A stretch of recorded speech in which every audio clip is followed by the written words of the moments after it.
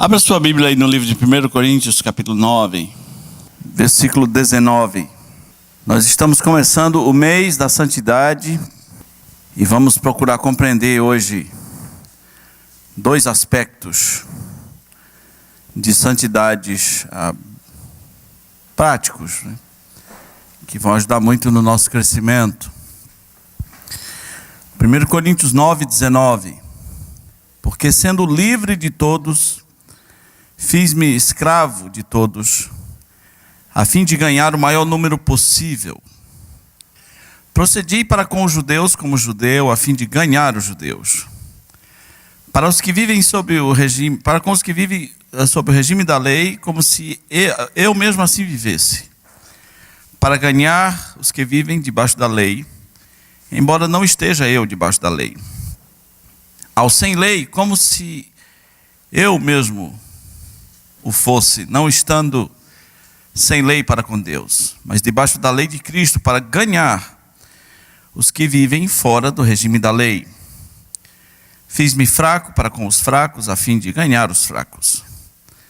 Fiz-me tudo para com todos, a fim de, por todos os modos, salvar alguns.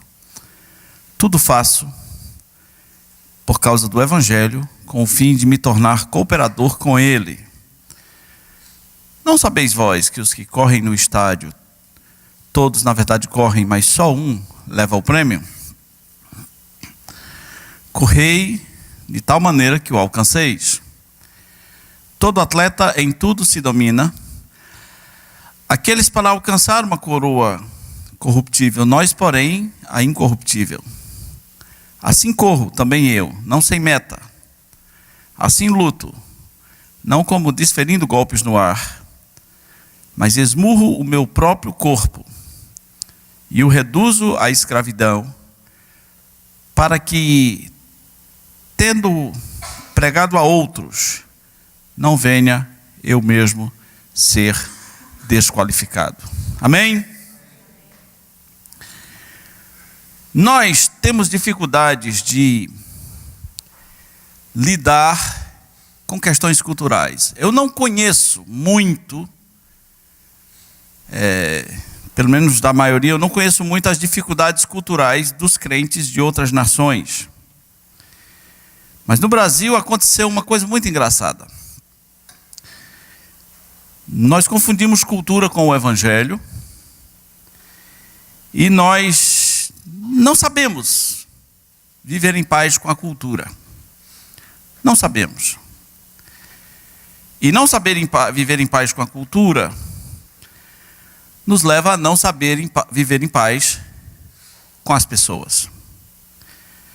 Nós amaldiçoamos a música, as artes, as danças e as profissões. Vou dar um exemplo para você. Imagine que alguém é músico e ele viveu 30 anos de música.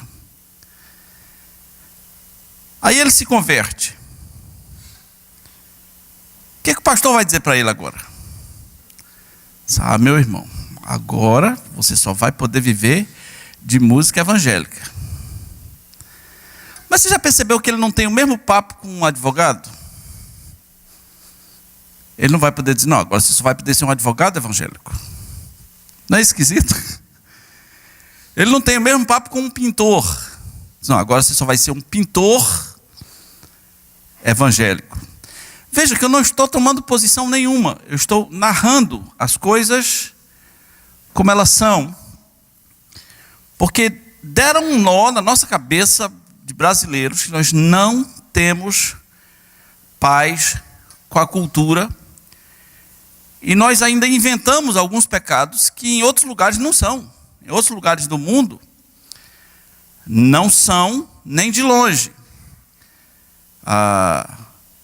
Spurgeon, por exemplo, que era o príncipe dos pregadores batistas, era adepto de um charuto compulsivamente. E era muito gordo. Então devia ser um cara que, do seu jeito, aproveitava a vida. do jeito dele. Pregadores como John Wesley tinham uma cabeleira enorme. Pessoas que para nós seriam um escândalo total. Tem muita coisa que nós botamos na nossa cabeça que são pecados. E independente de serem ou não, nós não temos um consenso. Nós não sabemos, o crente brasileiro não sabe viver em paz com a sua cultura. Dependendo da região, piora tudo. Dependendo da região, piora para valer. Em geral, os batistas receberam o evangelho, no princípio, de missionários americanos. Alguns deles confundiam o evangelho com o jeito americano de ser. E algumas pessoas que receberam o evangelho confundiram o evangelho com o jeito cearense de ser. Aí deu um nó, aí embolou tudo. Não temos muita paz em certas questões delicadas da cultura. Então nós criamos um mundo evangélico e achamos que o mundo deve ser evangélico, que o músico deve ser evangélico, que o pintor só deve pintar coisas evangélicas, que o ator só deve filmar coisas evangélicas, e até quem gostaria de morar num condomínio evangélico, que é para fechar logo com chave, morar num condomínio evangélico, onde só tenha crente, onde seja um mundo só nosso. Escola evangélica, eu sou desafiado o tempo todo, porque o senhor não é uma escola evangélica, né? Escola evangélica, condomínio evangélico, tudo evangélico, né?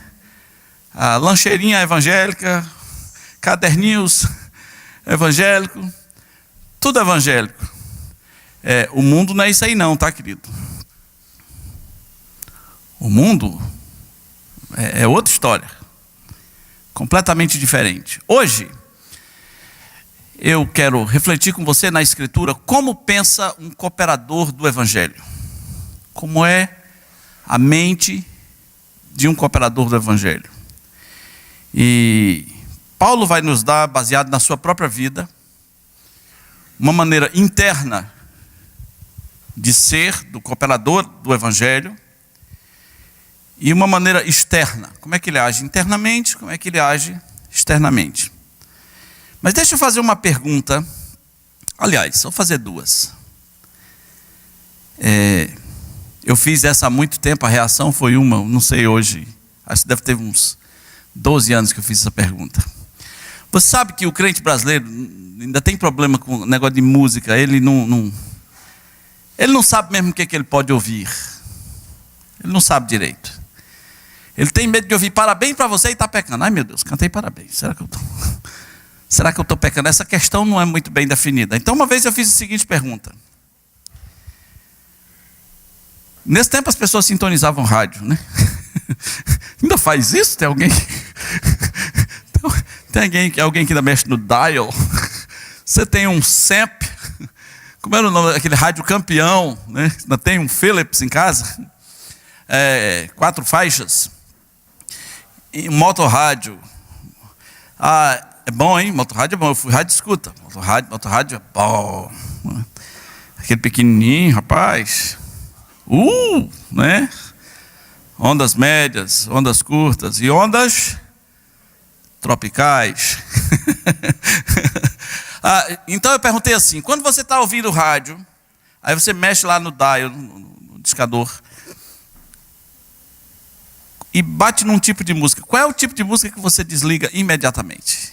Aí as pessoas, eu não gosto de funk, eu não gosto eu odeio pagode, eu tiro imediatamente se for tal música. Aí eu fiz a pergunta fatídica, e qual é o tipo que você deixa? Aí todo mundo ficou quieto, né? Qual tipo que você deixa? Aí todo mundo ficou calado. Perceba, na primeira parte, todo mundo solícito para falar. Eu odeio funk, eu odeio pagode, não sei o quê, eu não suporto tal música. Sim, mas qual é a que você suporta? Qual é a que você gosta? Nós talvez sejamos o povo mais esquisito da face da terra em relação a este assunto. Nós partimos do princípio de que o mundo deveria ser crente e falar evangeliquez e gostar das coisas que crente gosta. Que mundo é esse? Esse mundo não existe. Vou fazer outra pergunta. Como é que você reage quando alguém vem na sua casa, sabendo que você é crente, e diz, posso fumar aqui? Está na sua sala, na sua casa. Fumar?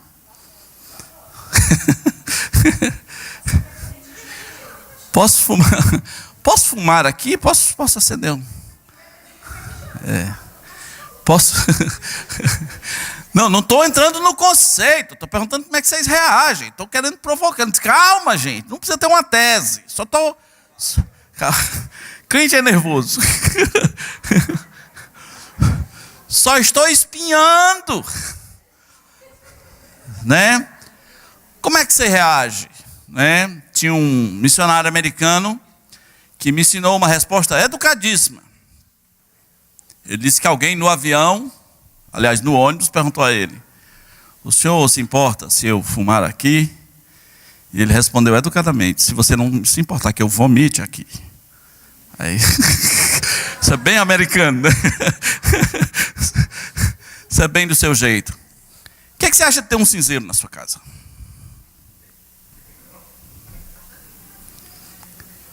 O que você acha de ter um cinzeiro? Posso fumar? Oh, pois não, está aqui o cinzeiro. Deixa eu lhe dizer uma coisa. Talvez fosse exatamente isso que Paulo fizesse. Posso fumar aqui? Eu imagino, pelas coisas que ele diz, e você talvez não entenda o que ele disse. Pelas coisas que ele diz, talvez fosse exatamente o que ele fizesse. É exatamente o que eu gostaria de fazer. Há uma vez um grupo me partilhou de que uma pessoa que tinha conhecido o evangelho nesse grupo, que já era muito maduro, fumava tanto que veio às primeiras reuniões fumando. E jamais foi censurado. E o poder que isso teve, depois ele percebeu, né, que ninguém fazia o que ele fazia naquelas reuniões.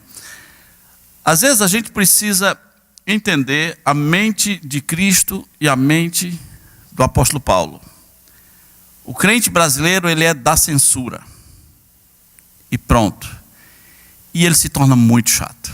No ano passado veio uma mulher perigosíssima, ao meu entender, ao Brasil, chamada Judith Butler. Ela é um ser humano, criado à imagem e semelhança de Deus.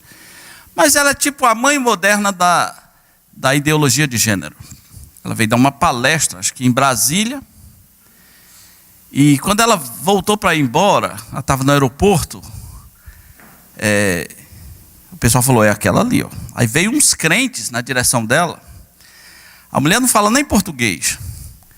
E eles começaram a xingá-la, né, e com as placas, como se ela pudesse ler o que estava escrito na placa, e chamando de maldita, chamando de destruidora da família. Que evangelho é esse que tem medo de uma mulher? Havia movimentos para proibir a entrada da mulher no Brasil, né? Eu às vezes fico assustado quando a Globo lança uma novela, aí o pessoal começa a me mandar uns WhatsApps. A Globo agora passou todos os limites. Vamos fazer uma campanha contra a Rede Globo. Gente, deixa a Globo ser Globo. Você quer que a Globo seja uma igreja? Você quer que a Globo comece o Jornal Nacional dizendo paz do Senhor, ao invés de boa noite? Dá para você deixar a Globo ser a Globo, né? A Globo não está exigindo que você seja a Globo, e você também não deve exigir que a Globo seja crente. A Globo não é crente. Ela vai dar o que ela tem, o que está na sua agenda. Por que você tem que ficar nervoso com uma novela? E tem gente que sabe tudo, está atualizado o tempo todo, porque está assistindo absolutamente. Você viu como é horrível aquela novela da Globo? Não vi, não. Eu não vi, viu que coisa horrível, coisa nojenta, eu odeio aquele personagem. Eu não odeio o que eu não conheço, eu não sei, não faço a menor ideia. O cristão precisa entender que o evangelho é mais sério do que barreiras culturais. Muito, muito, muito mais sério. Aliás, abrindo o jogo mesmo assim, biblicamente, o pecado de fumo, quem inventou foi os crentes brasileiros.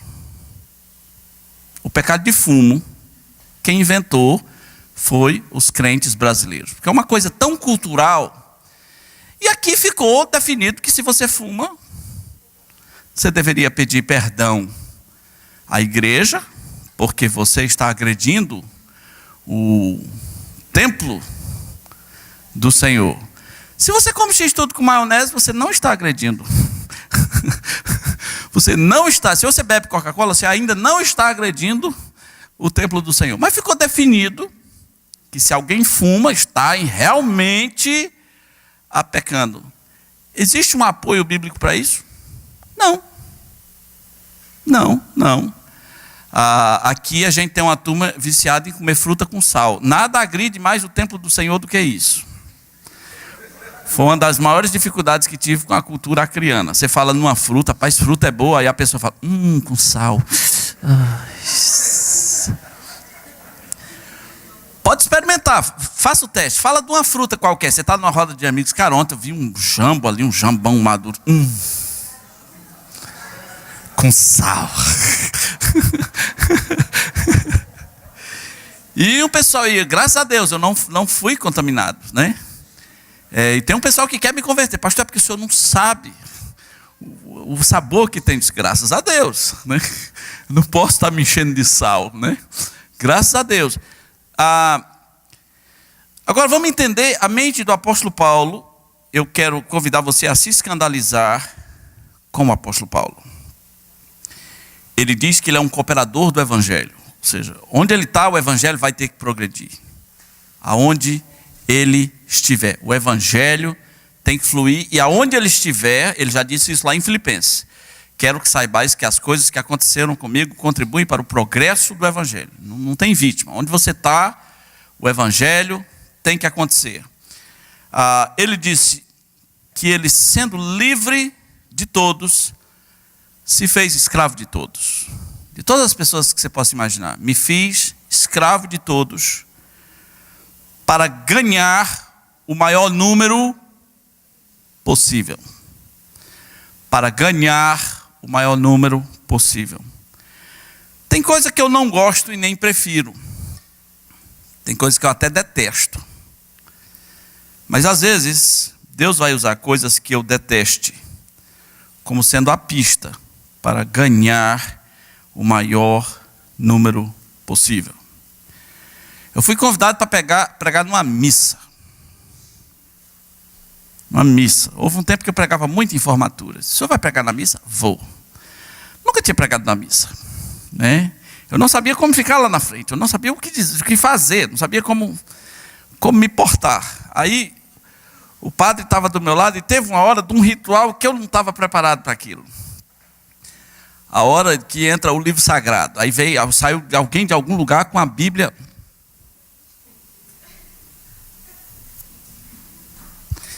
E veio se aproximando. Aí o padre disse, fique de pé. Aí eu fiquei, né? Então, ele fez uma reverência ao livro. E eu fiquei em pé, assim. Ficou o padre reverenciado e eu fiquei de pé. Não era o melhor ambiente que eu pregaria confortavelmente, mas preguei com tanto prazer. Preguei com prazer.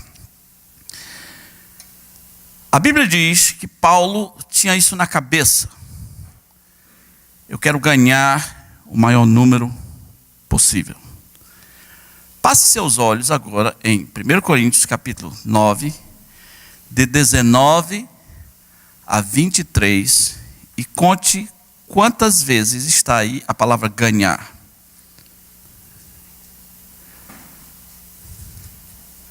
Pode ser até o 22, né? Veja, quantas vezes ganhar?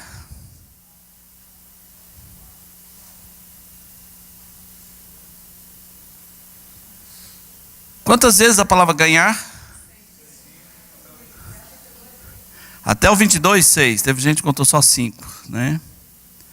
Eu contei 5. Ganhar, ganhar, 5, redondamente. Depois vocês entram em disputa aí, quem tá certo.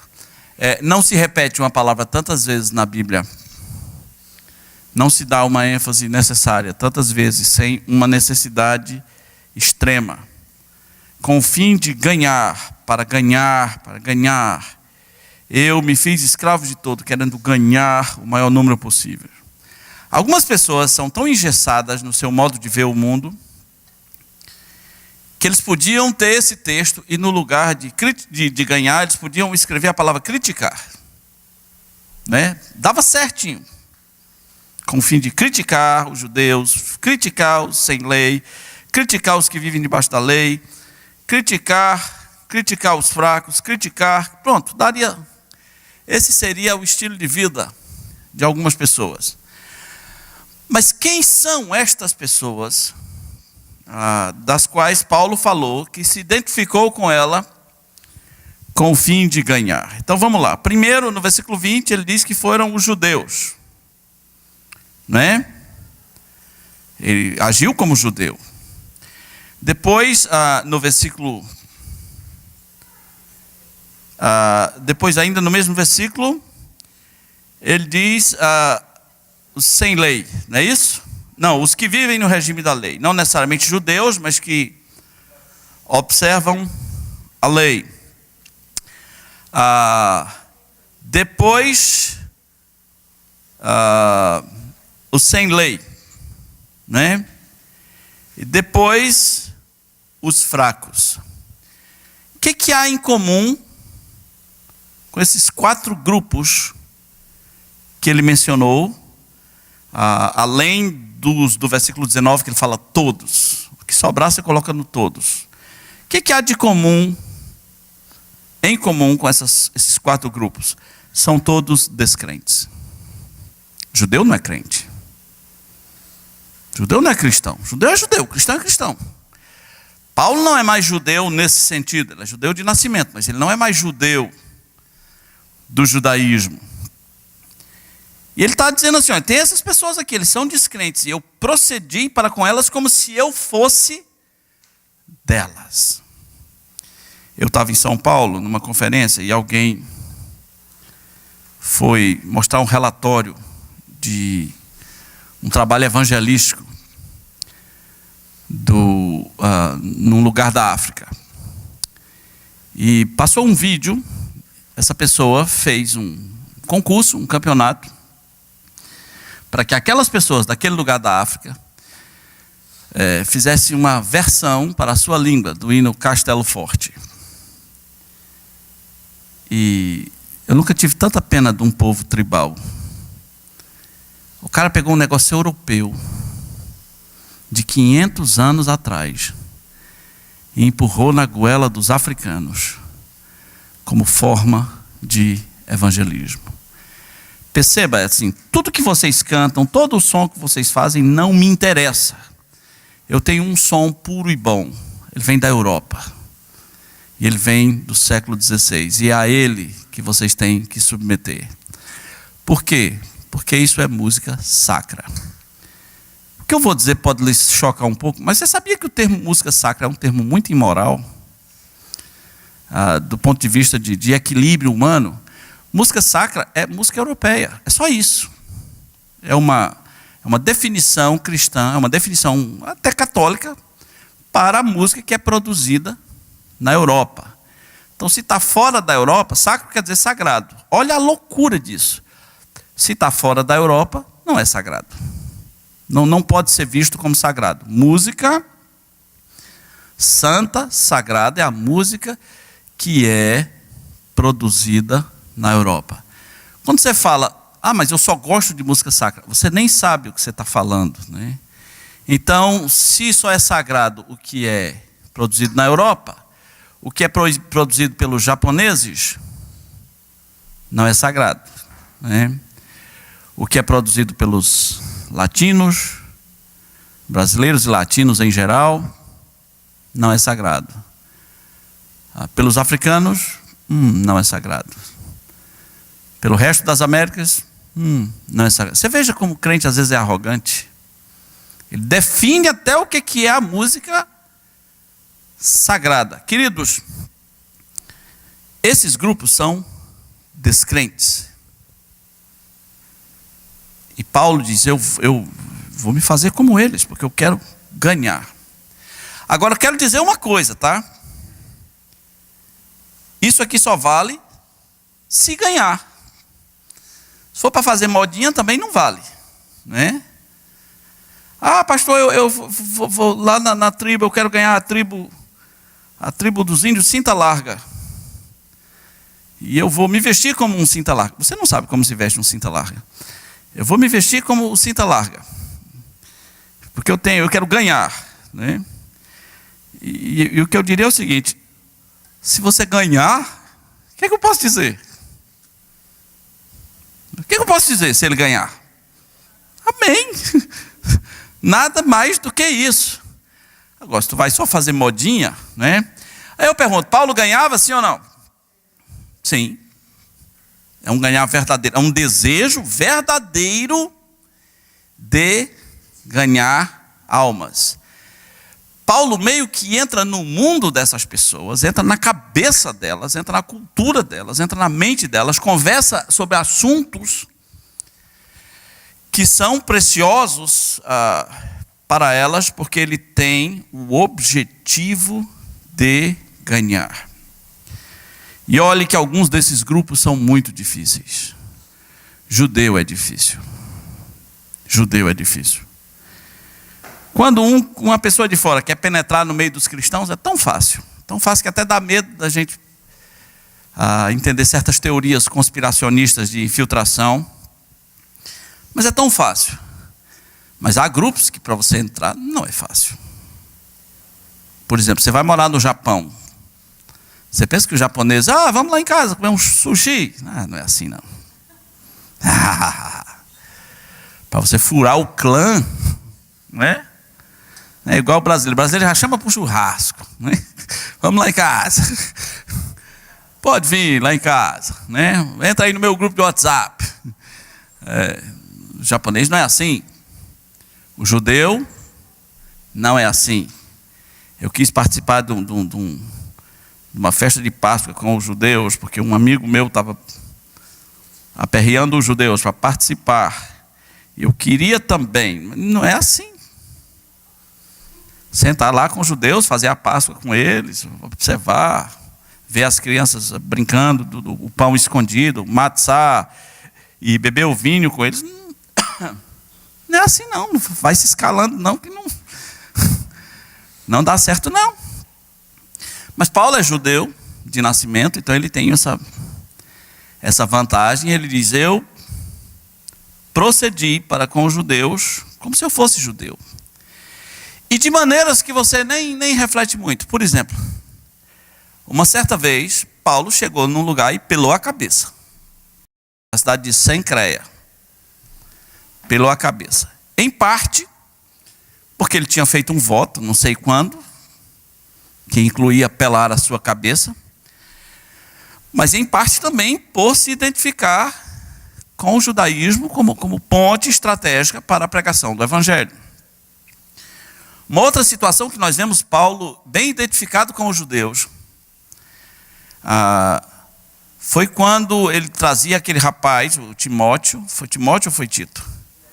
Timóteo para o templo, e o Timóteo não era circuncidado. Ele é pai judeu, pai grego e mãe judia. E ele não era circuncidado.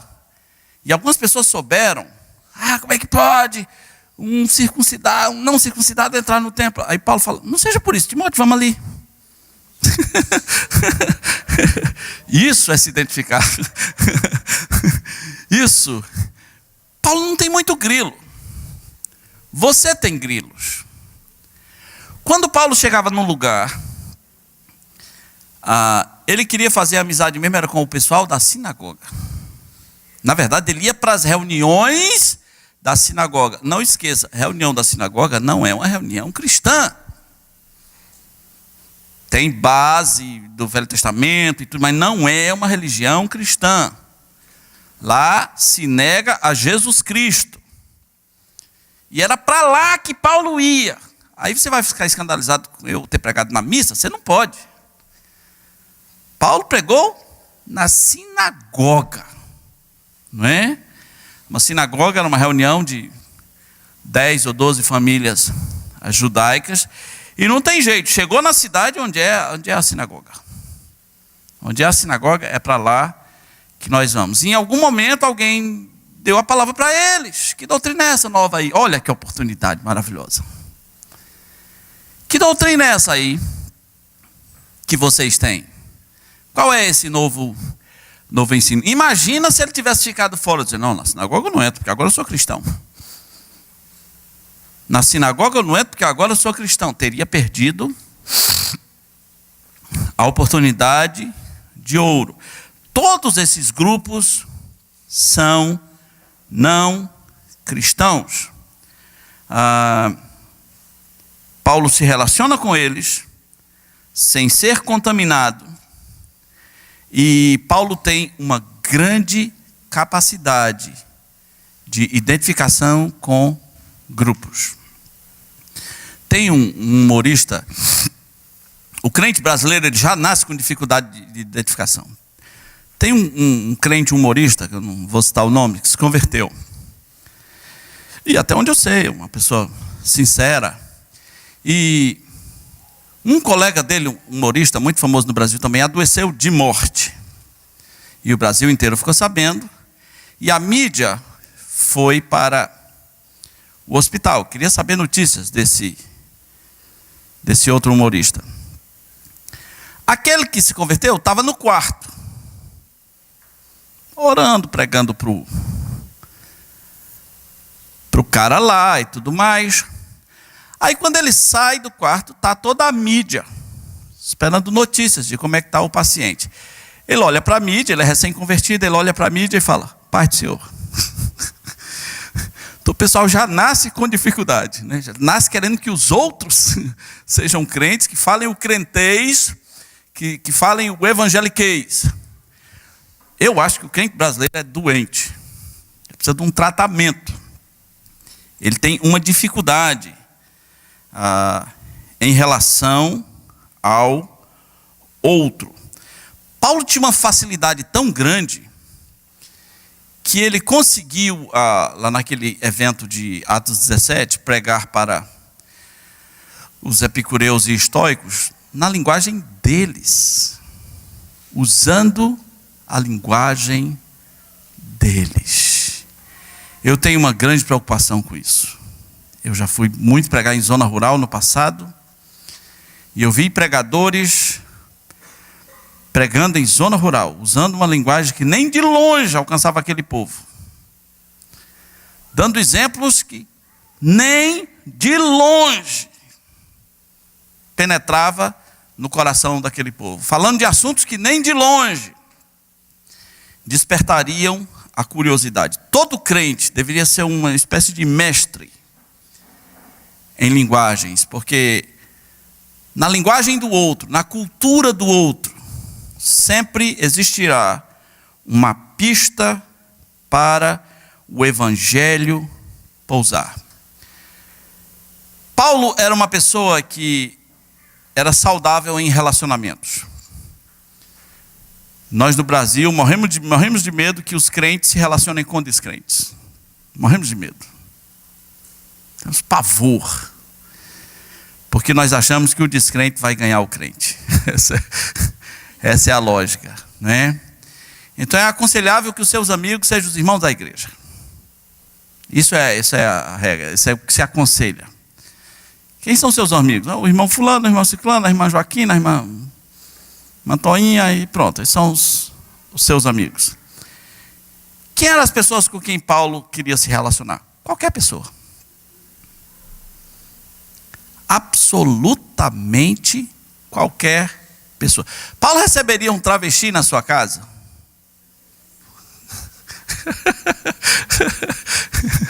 Você entende aqui o receber, né? Pelo amor de Deus.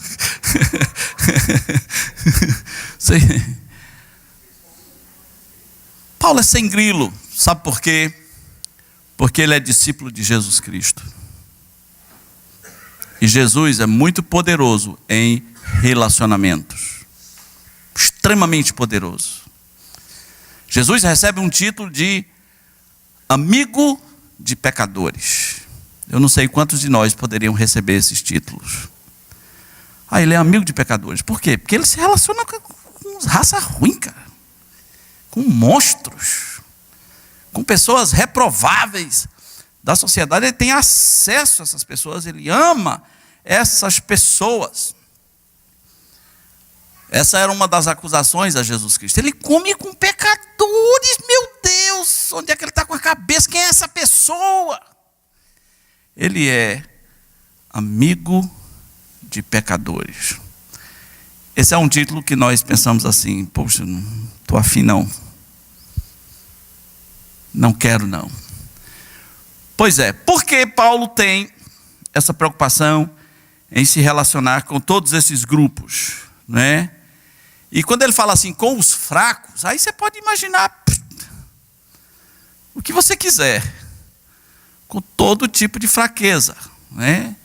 Ele diz, me fiz um deles. Essas circunstâncias não incluem pecar nem perder princípios. Ele cultiva relacionamentos íntegros. O que ele quer é ser uma liderança verdadeira deles. Porque liderar se resume a uma palavra: influenciar. Se você influenciar alguém, você está liderando. Se você não influencia ninguém, você nunca liderou nada. Liderar é influenciar. Jesus influenciava, Paulo influenciava. Paulo entende que ele é um cooperador do evangelho. Isso não inclui pecar, também nem inclui bajular. Ele podia se relacionar com políticos, né? Políticos do alto escalão, podia evangelizar políticos, podia evangelizar pessoas intelectuais e ricas. Aliás, ele disse, eu fui chamado, foi para isso aqui, tá? Fui chamado para os de nobre nascimento. Mas isso não inclui bajular essas pessoas. Em momento algum, Paulo bajula. Isso não inclui pecar, não inclui bajular. Aliás, ele deixa bem claro, nós não usamos de palavra de bajulação. Não usamos de palavra de bajulação. É horroroso bajular, porque bajular é falso. Bajular é diferente de um elogio sincero. Bajular é uma coisa extremamente falsa e me dá vontade de vomitar. Ver líderes cristãos bajulando políticos, bajulando artistas. Ele se relaciona com essas pessoas e ele tem uma estratégia em mente: ganhar. Imagina que Paulo fosse um funcionário da instituição que você é funcionário. Imagina só. Lá na sua instituição já tem pessoas que você decidiu que não vai rolar muita comunicação, não é?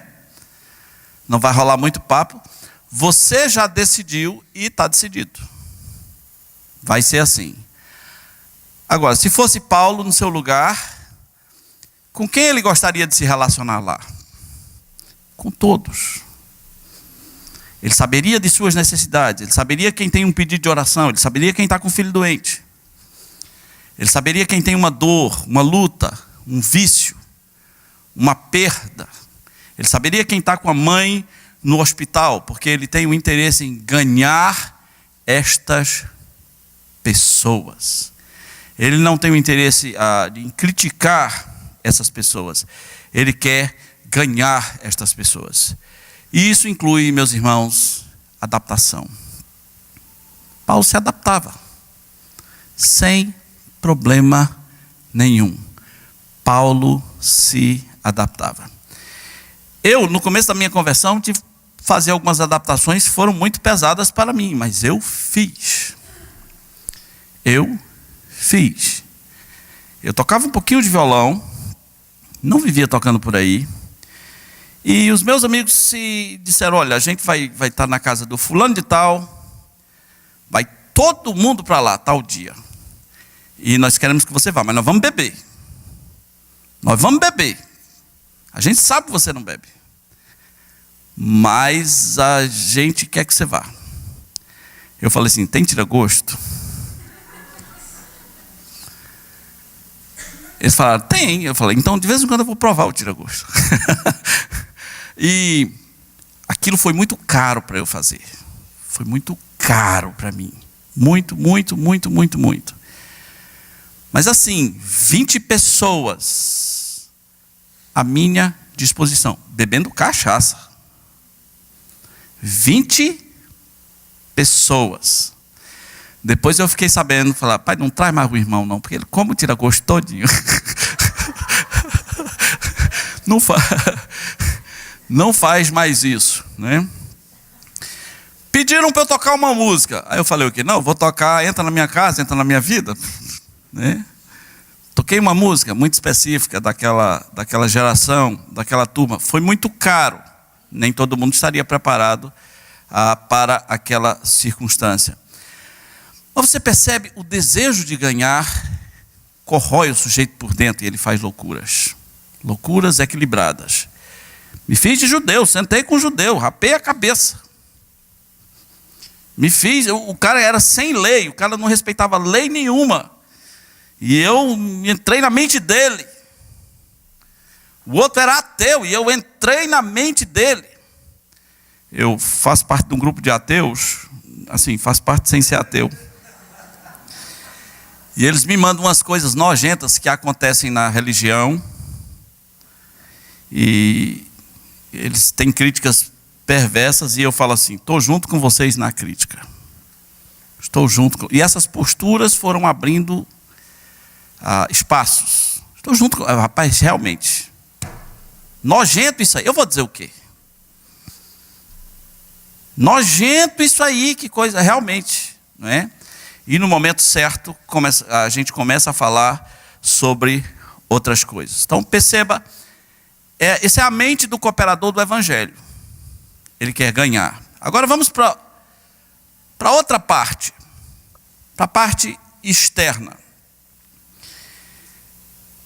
Aqui, nós falamos como ele tinha estratégias mentais de ganhar pessoas. Então, como é que funciona esse homem em relação aos seus desejos, suas tentações? A parte interna, que vamos chamar de santidade do corpo, é resumida em poucas palavras. Ele diz assim, tudo faço, a partir do 23, tudo faço por causa do Evangelho, com o fim de me tornar cooperador com ele. Não sabeis vós que os que correm no estádio, todos na verdade correm, mas só um leva o prêmio? Correi de tal maneira que o alcanceis. Todo atleta em tudo se domina. Essa é a parte chave. A vida cristã é uma vida de atleta. E vida de atleta é dura. Se o cara quer ganhar uma Olimpíada, ele não vai poder viver a mesma vida que ele tinha antes. Muita coisa vai mudar. Ele vai ter que parar com as festanças. Vai ter que dormir cedo. Acordar cedo. Treinar muito. Seguir orientações. Ter um mentor. Corrigir erros. Tem umas comidas que vão prejudicá-lo. Vai ter que tirar todas elas. As comidas, as bebidas. Dia após dia, porque ele quer alcançar um prêmio. Paulo usa aqui a linguagem do atleta, mas em 2 Timóteo capítulo 2, dá uma olhadinha rapidinho. Ele usa 3 figuras, agora não só do atleta, mas do atleta, do soldado e do lavrador. 2 Timóteo capítulo 2.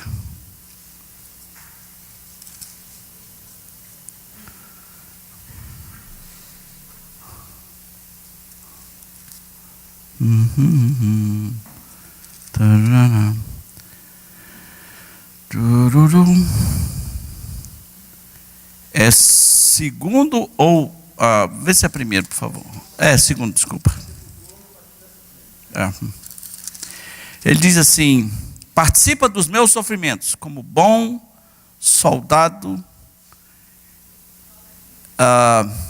Participa dos meus sofrimentos, versículo 3, como bom soldado de Cristo. Nenhum soldado em serviço se envolve nos negócios desta vida, porque o seu objetivo é satisfazer aquele que o arregimentou. Igualmente, o atleta não é coroado, se não lutar segundo as normas. O lavrador que trabalha deve ser o primeiro a participar dos frutos. Pondera o que acabo de dizer, porque o Senhor te dará compreensão em todas estas coisas. São 3 figuras: o atleta, o soldado e o lavrador. Nenhuma dessas vidas é fácil. Agora, volta lá para 1 Coríntios 9. No caso do atleta, Paulo diz: só um leva o prêmio, porque Paulo está pensando nos Jogos Istmicos de Corinto, que era muito parecido com as Olimpíadas que eles já tinham, tá? É tipo um pan-americano lá do negócio. Ele só um leva o prêmio. E é curioso Paulo dizer isso, porque já pensou se a vida cristã fosse assim? Só um de nós levasse o prêmio? Não é? Eles todos correm, mas só um leva o prêmio. A gente é diferente. Muita gente vai levar o prêmio. Não é só um. E eles lutavam para alcançar uma coroa corruptível. Era uma coroa, no caso de Corinto, uma coroa feita com folhas de pinheiro, ramos de pinheiro. Esse que chamam popularmente de coroa de louros. Coroa de folhas.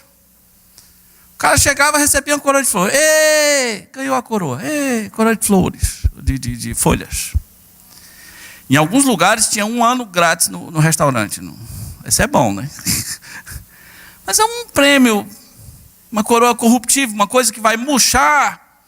Agora, nós, que o prêmio não é só para um, o prêmio é para quem quiser, nós que temos a oportunidade de ganhar o prêmio, estamos indo em marcha lenta. Então a conclusão de Paulo é assim: é assim? O prêmio não é só para um? Muitos podem levar o prêmio? Então eu corro, eu tenho metas. Não sem meta, assim corro, versículo 26, assim corro também eu, não sem meta. Assim luto, não como desferindo golpes no ar. A vida cristã, ela inclui metas. Você precisa ter metas para ler a Bíblia. Você precisa ter meta para congregar regularmente. E tem uma parte de nós, um espírito em nós, chamado preguiça, não é? É um espírito, né? Às vezes ele não quer congregar. Não quer. A nossa carne não quer, e já tem as desculpas prontas. Se eu não quero, se eu não estou com vontade, então não adianta. Adianta sim, trinca esse dente, vai tomar um banho, espírito ruim, né? Vence isso, né? Morde os lábios, dá teu jeito, pega e vem com essa cara de padeiro que acordou 3 horas da manhã, mas vem, né? A gente olha para a cara do povo, tá uma cara amassada de dor por ter acordado cedo. Isso inclui metas. Não, esse ano vai ser diferente, não é? Esse ano não vai precisar a mulher ficar me chamando: bora, homem, vamos embora. Ai, meu Deus, tu é o cabeça, vamos. Vamos, homem, vamos. Ele, Ou então é a mãe, né? Meu filho, vamos, meu filho, em nome de Jesus, vamos, meu filho. É um espírito, é uma coisa pesada para você vencer. Você não vence isso naturalmente. Você tem que ter metas, você tem que ter propósitos firmes. Muitas pessoas vivem a vida cristã sem meta. Elas não vão alcançar muita coisa, elas não têm metas. Elas não têm meta para ler a Bíblia inteira, não têm meta de orar, não têm meta de congregar, não têm meta de ganhar pessoas. Paulo disse: eu quero ganhar esses caras. São malucos, tem um que é judeu, o outro é ateu, o outro é sem lei, o outro é meio adepto do regime da lei, o outro é do pecado, o outro é um fraco. Eu quero ganhar estas pessoas. Meta. Eu luto não sem meta, não como dando golpes no ar, mas esmurro o meu próprio corpo. Aí você devia pensar assim: pastor, eu posso esmurrar o do meu filho para ele se levantar da cama? Paulo disse, eu esmurro o meu próprio corpo. A tradução de esmurrar o corpo é muito esquisita. É dar um soco no próprio olho. Não sei se você já levou um soco no olho. Não queira. Não queira. Deve tirar qualquer pensamento que você estivesse focado. Um soco no olho desnorteia, não é? É claro que Paulo está usando uma figura de linguagem para mostrar a seriedade de decisões radicais que precisam ser tomadas, como se fosse dar um soco no olho, né? Aliás, soco no olho cura sono, né? Imagina que você está com sono, aí você pega um soco no olho, fica esperto. Fica bem. Dedo no olho, cura sono, você acorda, que é uma beleza, né? Algumas partes de nós, na minha terra tem uma coisa muito maldosa. Quando você vê alguém dormindo, você pega um palito de coqueiro e vai lá e cutuca o ouvido da pessoa, né? Ninguém consegue ficar dormindo. Paulo diz, eu esmurro o meu corpo, dou um soco no meu olho, né? Abre o olho e dá um soco. É uma figura de linguagem para dizer, as minhas decisões são muito radicais. Isso é um homem santo abrindo seu coração. Como é que eu sou nos meus relacionamentos? Eu sou assim. E como é que eu sou por dentro? Quais são as minhas decisões internas? São essas. Querido, talvez você está precisando dar um soco no olho. Mas dos bons, né? Alguns pensamentos estão enchendo muito a sua cabeça. Você precisa desviar o seu pensamento, né? Dizem na Tailândia, não, a medicina diz que pimenta é antidepressiva. Eu brincando, eu digo, eu descobri por quê. Porque a depressão é a falta de vontade de viver, né? Aquela tristeza profunda. Eu digo, eu descobri por quê. Porque ninguém pode ficar ardido e deprimido ao mesmo tempo. Ou você fica uma coisa, como uma pimenta malagueta, você vai ter uma vontade de praguejar, né? A vontade veio, surgiu vontade de algum lugar, apareceram vontade. Então, pimenta. Nós estamos precisando de algumas pimentas, alguns socos nos olhos, algumas decisões muito radicais para nos comportarmos mentalmente como cristãos e externamente como cristãos. E quando o assunto é pessoas, quem é que vai ver em nós um homem santo, uma mulher santa, se nós não temos desejos internos de ganhar pessoas? As pessoas sabem quando o teu interesse é puro, é verdadeiro. Elas sabem.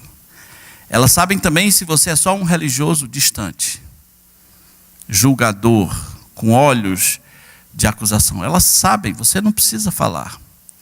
Mas quando você é um homem santo, que tem o desejo de ter interesse verdadeiro por pessoas. Interesse verdadeiro por pessoas. Queridos, a obra do Evangelho continua. Não é porque homens maus se apoderaram do Evangelho e transformaram isso num negócio, que não haja almas verdadeiramente sedentas, necessitadas de que alguém se interesse verdadeiramente por ela, por sua alma, por sua pessoa, por seus problemas. Mas alguns são desequilibrados, são grandes ganhadores, mas também são grandes pecadores. Não tem domínio próprio. Precisa de um soco no olho, um soco no estômago, uma joelhada nas costelas, seja lá o que for. Alguma decisão radical que te faça ir numa rota completamente diferente, para que você tenha uma postura de santidade nos relacionamentos, para que você seja um homem santo, interna e externamente. Amém? Vamos orar. Nosso Deus, muito obrigado pelo exemplo do apóstolo Paulo, que tinha esse interesse tão grande de ganhar pessoas. Pessoas às vezes que não eram do seu ciclo, pessoas de linguagem diferente, pessoas de comportamentos às vezes abomináveis, e ele se interessou por aquelas pessoas, mas ao mesmo tempo percebeu a necessidade de ter metas espirituais, de ter planos internos, de esmurrar o seu próprio corpo, de tentar entender suas vontades para exercer o domínio próprio na tua presença. Levanta aqui, meu Pai, pessoas assim. Faz de nós pessoas assim. Pedimos em nome de Jesus. Amém.